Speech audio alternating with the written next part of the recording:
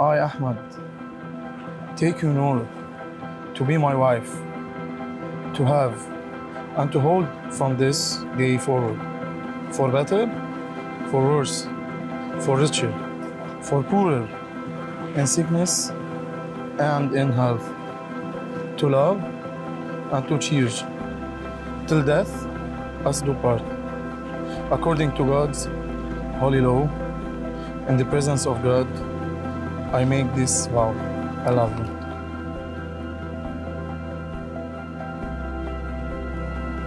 Ahmad, you are the love of my life, my best friend and partner in crime.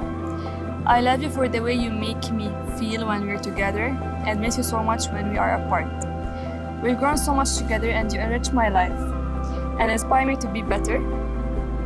I vow to always be faithful and always be your best friend, no matter what the future might bring us. And I promise to love you and always be by your side through all its ups and downs. خلاص.